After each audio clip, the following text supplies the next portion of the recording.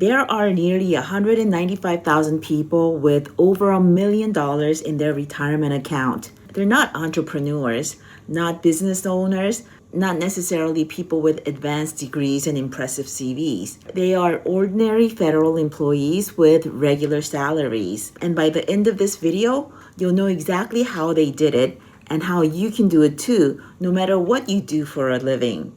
The strategy isn't a secret, and it isn't complicated. Invest your money in a broad index fund, starting as early as possible, and let it grow through compounding.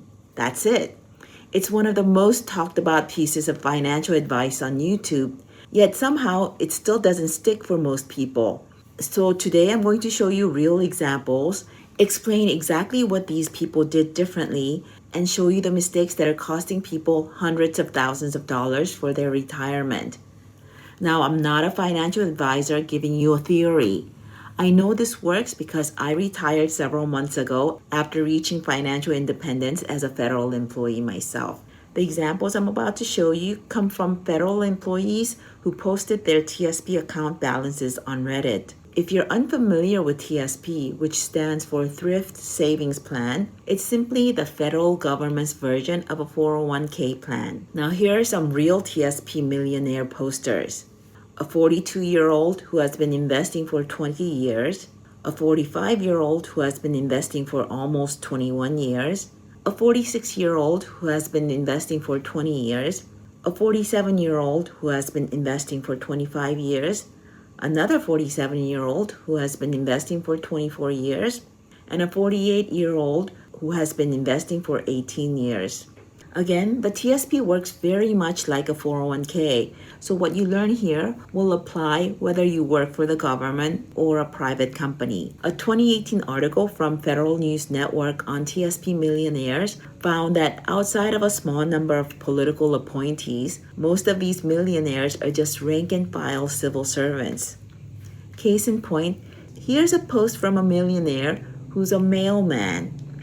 And the number of people achieving millionaire status is only growing. According to a Fed Smith article from earlier this year, there are now 194,722 TSP millionaires as of January 1st, 2026. And the largest TSP account on record has grown to 9.96 million. Honestly, I think there could and should be far more millionaires because this investment strategy isn't complicated to execute.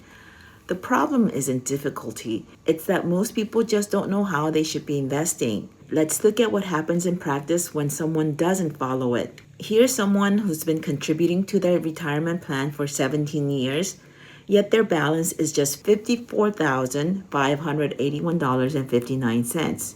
Why so little? This person put every dollar into the G fund, and that's the answer. Now, if you're not familiar with the TSP, I'm going to explain their funds.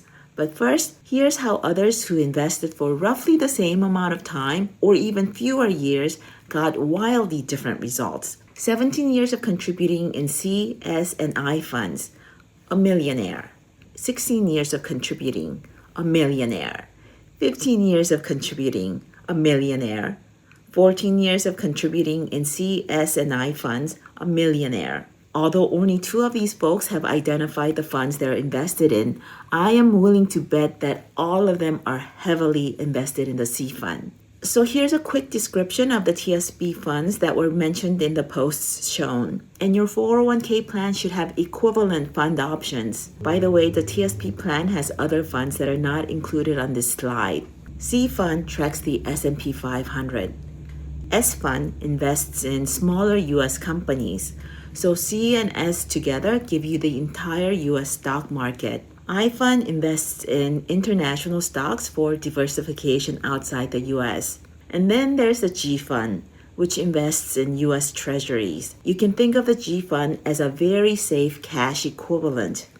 You won't lose money, but historically, this fund barely keeps up with inflation. The G fund is useful for people who want to manage risk close to retirement. But if you're years away from retiring and your money is sitting in the G fund, it's not going to grow the way it needs to. So what do these people who had built 7-figure retirement accounts actually say you should do? The same advice shows up again and again in the posts by many multimillionaires. But this person who retired at 56 with $2.9 million put it best. Max out your TSP contribution from day one. Invest it in the C fund or an equivalent S&P 500 index fund in your company's retirement plan, and then leave it alone. Don't try to time the market by moving money in and out of the G fund. Another poster with around $2.75 million thanked a coworker who nagged him to max out every single year. And this advice is really the separator. Contributing consistently for 15 to 25 years can make you a millionaire, but maxing out your contributions is what turns that into multimillionaire territory. Early in your career, when income is tight, that might mean living below your means in order to be able to prioritize retirement contributions. But the people who are able to do that will come out way ahead. Just remember these three things. Max out your contribution, invest in an S&P 500 index fund, and leave it alone until you're ready to retire to give compounding time to work. Thanks for watching.